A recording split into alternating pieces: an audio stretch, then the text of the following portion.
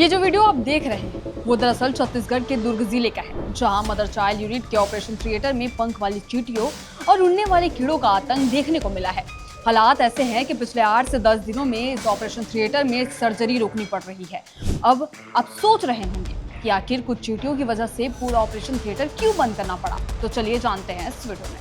नमस्कार, आप देख रहे हैं IBC 24 डिजिटल और मैं हूं आपके साथ दीप्ति चंद्राकर। दरअसल ऑपरेशन थिएटर ऐसी जगह होती है जहां पूरी तरह इन्फेक्शन फ्री माहौल होना बेहद जरूरी होता है। अगर वहां कीड़े मकोड़े पहुंच जाए तो मरीजों में इन्फेक्शन का खतरा कई गुना बढ़ सकता है। यही वजह है कि अस्पताल प्रशासन ने मरीजों की सुरक्षा को देखते हुए फैसला लिया है। जानकारी के मुताबिक रोजाना करीब 5 ऑपरेशन प्रभावित हो रहे हैं। हालांकि अस्पताल का कहना है कि किसी मरीज का इलाज नहीं रोका गया। सभी जरूरी ऑपरेशन फिलहाल मेजर OT में किए जा रहे हैं, इसलिए किसी मरीज को दूसरे अस्पताल रेफर करने की जरूरत नहीं पड़ी है। लेकिन अब सवाल उठता है, आखिर ऑपरेशन थिएटर तक चींटियां पहुंची कैसे? अस्पताल प्रशासन के मुताबिक लगातार हो रही भारी बारिश और अस्पताल की पुरानी इमारत इसकी बड़ी वजह है। सिविल सर्जन डॉक्टर आशीष ने बताया कि कई जगह टाइल्स उखड़ गई थी, जिसकी दरारों से चींटियां और उड़ने वाले कीड़े अंदर पहुंच गए। पहली बरसात जब हुई तो बरसात के बाद में चींटे अंदर आ रहे थे, जो पंख वाले चींटे होते हैं वो अंदर आ रहे थे। उसकी वजह से ताकि किसी पेशेंट को दिक्कत मत हो या ऑपरेशन में दिक्कत मत हो करके उसको OT को बंद कर दिया गया था और उसका रिपेयर कार्य स्टार्ट हुआ था। जो जहाँ से चींटे आ रहे थे उस जगह पूरी पैक कर दी गई है और अभी उसको फ्यूमिगेट करके रखा हुआ है। 2 दिन में ओपन कर देंगे और किसी भी प्रकार के कोई भी पेशेंट को यहाँ से रेफर नहीं किया गया है। और हमारे पास 8 OT हैं, तो 8 OT में 2 को बंद किए जहाँ पे चींटे आ रहे थे और बाकी 6 रनिंग कंडीशन में थे और हर एक LACS ऑपरेशन को सफलतापूर्वक कराया गया है।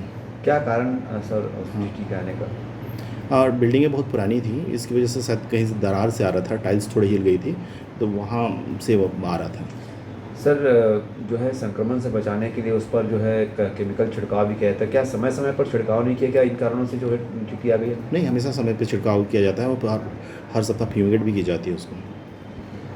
तो अभी जो है ये कहा जा रहा है कि जो मेजर OT है वहाँ पर भी कई ऑपरेशन बाधित हो गए इस कारण से। नहीं, कोई भी अपने पास सीरियस पेशेंट नहीं थे जिसको कि रोका गया है और हर एक पेशेंट को हमारे डॉक्टर के द्वारा एक एक्स्ट्रा एफर्ट देके उनको देर तक ऑपरेशन करके सारे पेशेंट को ऑपरेशन किया जा रहा है।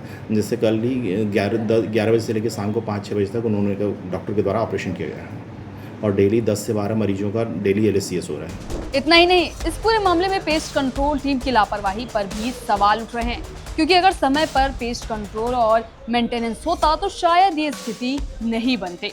फिलहाल अस्पताल में फ्यूमिगेशन, पेस्ट कंट्रोल और रिपेयरिंग की काम तेजी से चल रही है। प्रशासन का दावा है कि अगले 2 से 3 दिनों के भीतर दोनों ऑपरेशन थिएटर फिर से शुरू कर दिए जाएंगे।